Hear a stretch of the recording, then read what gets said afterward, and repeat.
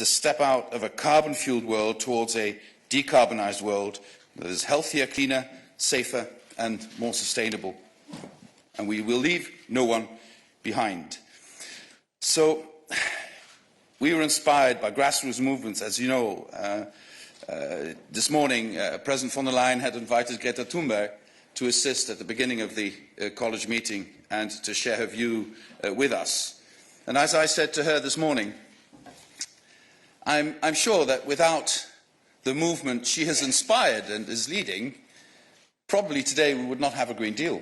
And probably today I would not be talking about something that is quite unique and quite forward-looking, this climate law.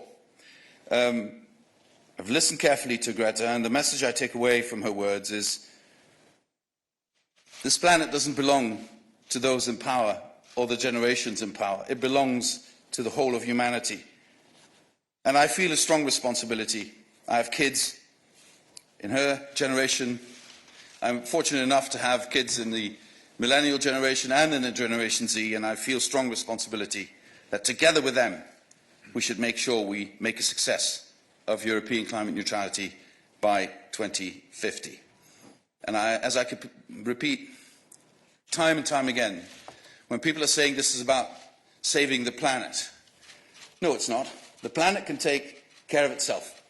And if we're too much of a nuisance, the planet will get rid of us like the planet got rid of other species before. This is about saving humanity. This is about creating the right conditions so that humanity can live in balance with its natural environments in a way that is equitable and in a way that does not say to those in the world who aspire to our level of life, who aspire to live like us, to say to them, no, that's not possible, because Mother Earth could not afford that. Yes, she can. If we adapt, if we do this, if we stick to this road, then we can reach this. This is a problem that is huge, it is existential, but it's also a problem that can be fixed. Thank you very much. Okay, thank you very much, and we'll now have time to take a few questions. I'll start with Marine here in the front. Hello, Marine Khan from the Financial Times. I have two questions. Given the sensitivities around the 2030 target and the lot of criticism that you've come up with, I'm wondering why you chose then to also apply interim targets every 5 years using a delegated act. I mean, this is hugely politically sensitive, and I mean, some could say this is just like waving the red rag in front of the bull that is the member states who don't like this. And secondly, it's not clear in the draft and also your comments that what exactly will happen to a member state that is not abiding by the targets or the trajectory set out in the climate law. We know that the Commission has tools like infringement procedures or possible use of the semester. Can you tell us actually what you think? And if you don't yet know, when will we know what you're thinking? I don't think it's such a big deal what instrument we use. And if that's going to be the discussion, I'm happy to talk about that till kingdom come. The thing is, we're talking about the period 2030-2050. So the first time the Commission might have to use an instrument to correct our path will be in 2035. So I wonder what everybody's so terribly excited about. If by then we might have other instruments, or if they need other instruments. But somebody's got to be the tom-tom in this. Somebody's got to be our sat-nav in this. Somebody's got to tell us at some point whether we're still on track or not. And I think the Commission is best placed to do this. This is what we're now doing also with our impact assessment on 2030. The impact assessment will help us to say where we need to be in 2030, whether it's -50 or up to -55 vis-à-vis 1990, and we do this on impact assessment. And I think that we should be doing this starting in 2035 exactly the same way, see where we go, and then, if necessary, adapt that. And we think that is best done by the Commission. If others feel they're better placed to do that, fine. But I think this is the most rational thing to do. So it's only about determining the trajectory. It's not about the legislation that will be needed to correct that. There the Commission can make proposals, and the co-legislators retain full power to decide whether we do it or not. Now, your second question, what do you do with member states that don't comply? Well, the thing is, the commitment to be climate neutral by 2050 is undertaken by the member states. So I think it's only just that we sort of remind them of their own commitments and try to keep them on that track. Should it be through punitive measures? I think political pressure is going to be much more effective here. But then again, I'm confident that these, for instance, the ones I mentioned, these legislative measures, where we decide by qualified majority, could help us bring this forward. The Commission will make a proposal, and then by qualified majority, Parliament and Council will decide. That's a community method that will apply here, and that will not change. The only thing that the Commission proposes is to set the trajectory by an act that the Commission could do on itself. If there are better ways of doing that, I'm completely open to discussing it. But if that is the main issue here today, then I'm happy. Then apparently all the other issues are fully embraced by members of the European Parliament and others. Okay, I have Sam from Euractiv down in front.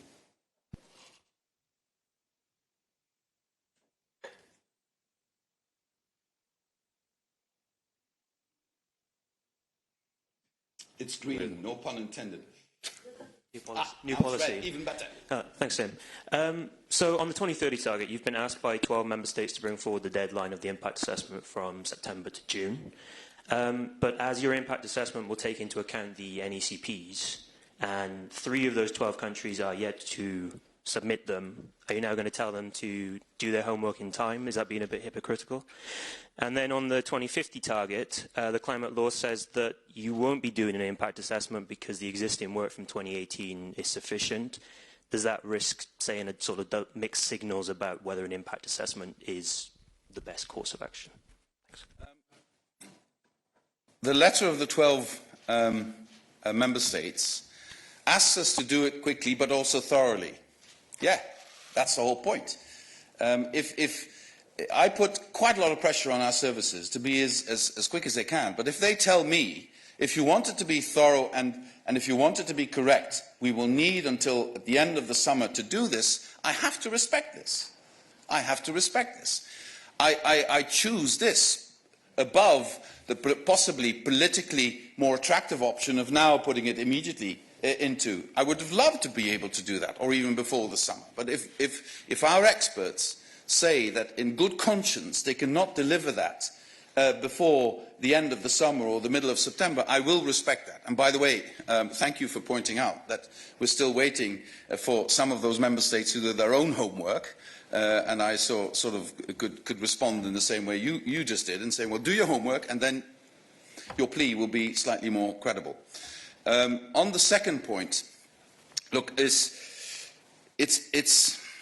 relatively, although complicated, but still it's feasible to be very good on impact assessment for 2030. But then if you move beyond that, you know, we're talking about 15 years from now, 20 years from now, 25, 30 years from now, you have to use the best available science when you reach that point to be able to say what is exactly necessary. And of course we will then also, if we need to change the trajectory, we will use impact assessment to do it at that time, obviously, with the best available science we will have at that time. But let me also, for those who might be fearful that the Commission would be too much in charge in all of this, if we reach, let's say for argument's sake, we put -55 into the legislation in September and we reach that in 2030, then the 20 years that come, to go from -55 to 0 is pretty straightforward. You don't have a huge space to maneuver. The trajectory will be pretty straightforward. So to the corrections, I assume, would be rather minimal, and that's why we propose this relatively light instrument to do that. But again, if by that time co-legislators feel we should use other instruments, that's not the thing that's going to keep me awake at night. What's keeping me awake at night if we don't just steer off the course to reach the target in 2050. Okay, there's a lot of hands up. We'll try and get to as many as we can. I'll take the FD here in the front. Hi, I have 2 questions as well. The first one is, why took the college meeting an hour longer than planned? Does it have anything to do with the climate law? And the second one is, Greta Thunberg just called the climate law a surrender, actually. Why is she wrong? First of all, the meeting took long because we had quite a number of issues on the table today, and the one that was dealt with most expediently was the climate law, because there was a large consensus around the table, so that didn't take that long. But we have other issues on the table in Europe, and those were the reason why it took longer than anticipated. Greta Thunberg, she explained this morning that her approach to the issue is based on sort of the carbon budget approach, which is a different approach than the one we choose. And when you go out from the carbon budget approach and then the most cautious approach, or assuming that there will be a number of disappointments, and in her view, a number of technologies that will not be able to deliver what we supposedly deliver, then the target should be much higher for both 2030 and 2050. That is her analysis, and I think there are a number of NGOs out there who agree with her on that. I tried to explain to her that our approach is different, and that our approach is based on us reaching carbon neutrality by 2050, and secondly, that we are more optimistic than she is about emerging technologies that could help us speed up the process. So that is where we essentially have a different point of view. But I think these different points of view, and whatever is being said right now, don't take away the fact that without her and without the way she mobilized 2 generations of young people across the world, we probably would not be discussing a European climate law today. Okay, we have Anna. Anna Sujewska, Polish Daily Rzeczpospolita.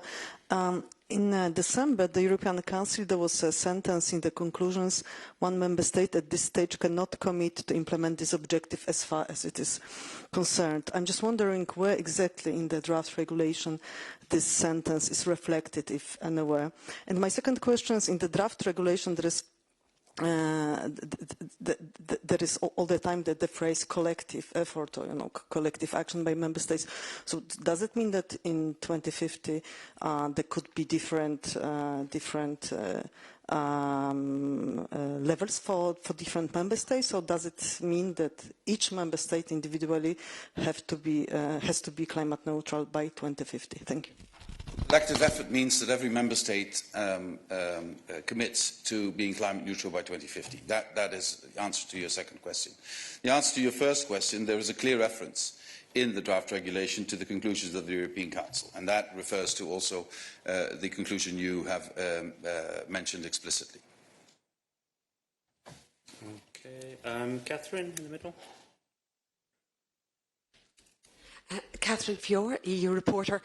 You said that it's a race. I'm just wondering if it's going to be a race with a level playing field, favourite expression of the European Commission. The EU is looking at supporting its own countries with a just transition fund, but we also have neighbouring countries. And Ursula von der Leyen mentioned before this press conference that the EU is looking at a carbon border tax. So are we taking an approach where we will assist EU countries and have an incentive scheme, whereas we are going to take a punitive approach to those outside the EU? Well, it's an interesting point. I also discussed it yesterday in a teleconference with a Chinese representative, because there are many questions about the carbon border adjustment mechanism, as we like to call it. The thing is this: we will be asking European industry to make huge investments to assure that we are carbon neutral, climate neutral by 2050. If at the same time we do not address the potential issue of carbon leakage, then you don't get to higher goals and you weaken the competitive edge of European industry. So, as I've said to my Chinese colleague and to others, the best way to avoid a carbon border adjustment mechanism is to make sure you go in the same way, that you also take measures that take you to conformity with the Paris agreements. If that is done, then there will be no necessity for a carbon border tax. But if it isn't done, I think we're absolutely right and absolutely in conformity with international rules to protect European industry if we do take those measures, and then a carbon border tax might be the instrument. There might be other instruments. You could look at ETS and other instruments, but we will protect European industry if it takes the historic step of decarbonising in the next generation. Okay, I'll come to Oliver here.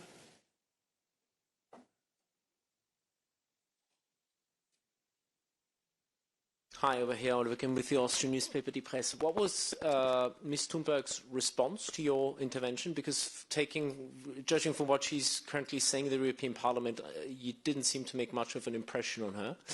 And then secondly, closer to home, does the Commission intend to walk the talk in terms of climate neutrality? If you enter any Commission building, it's very rare that you see an energy efficiency label above D or C. So basically, if you want to reach climate neutrality in 30 years' time, you actually need to completely redo all your office stock, which is going to be very, very costly, and you don't have very spendthrift member states financing that. And on top of that, a final question, does the Commission intend not to take the plane anymore to go to Strasbourg when you have your college meetings there, but to actually take the train as everyone else does, and as probably Ms. Thunberg would also advise you to do? Anything else on the sunny side of things? Well, as I said, I gave my point of view to Greta Thunberg this morning, and apparently she doesn't agree. That's fine. We're all striving to achieve the same goal. She has more ambition, apparently, or she doesn't think that we can deliver, but I think we can. And there we just disagree. And no, not a problem at all. On your second point, we have committed, not in 30 years, in 20 years, to be climate neutral as an institution. So in 2030, this institution will be climate neutral. And we're now discovering that that is a huge, huge challenge. Indeed, because we travel, because we have many buildings, etc. We're all over the world. And we're now doing the mapping. And this is something, that's why I referred to it earlier in my introduction. This is something that you talk about with your colleagues all the time. This is something you talk about with those responsible for the buildings. This is something myself I try to find out what the best way is to reduce our carbon footprint when we need to travel to Strasbourg. I've looked very intensively at our car park, how we can make sure that there we also reduce our carbon footprint. So no misunderstanding. This is going to be a Herculean effort to get there. And yes, we're under budget constraints, but we've made that commitment, and we want to show to the rest of the world that we can do that. And now, speaking, I've forgotten your third question, so I would ask you to. The flights. Yeah, no, I've answered your third question. We're looking at a way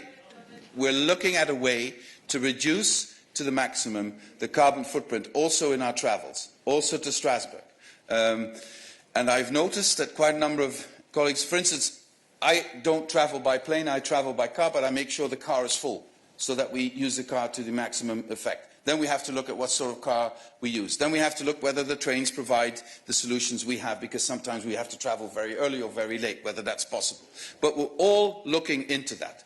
And we will make sure that we as an institution from the highest level, because you have to lead by example, we show that this can be done.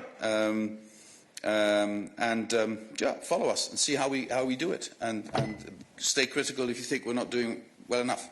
Okay. We do have another press conference to follow, so I'm just going to take two more, the lady on the side and then here in the middle. Sorry to everybody else, not today. Bonjour, Anna Hubert pour Contexte.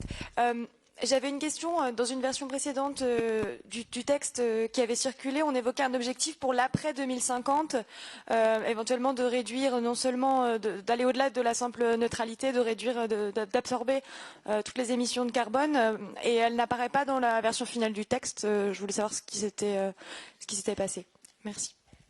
Il y a plein de choses qui n'apparaissent plus, qui étaient dans des textes précédents. C'est pour ça qu'il vaut mieux ne pas lire des textes qui ne sont pas des textes officiels. Ça mène toujours à des confusions. J'ai l'expérience après 6 années, et je vois je vous vois et je vois pas mal de collègues ici qui ont le génie de toujours trouver des textes qui ne sont pas encore mûrs dans les bureaux de la Commission. Mais il est clair, même si ce n'est pas dans le texte, si on veut vraiment atteindre le but qu'on est en train d'atteindre, qu'on veut atteindre, il faudra aussi penser à l'après 2050. Ça sera pour un autre jour, mais l'après 2050, ça veut dire qu'il faudra avoir une contribution positive, c'est-à-dire des émissions négatives, pour assurer que le monde le plus développé prenne sa responsabilité vis-à-vis du monde qui a encore une trajectoire énorme à faire pour devenir développé comme nous le sommes. And then last question in the middle. Sorry to everyone.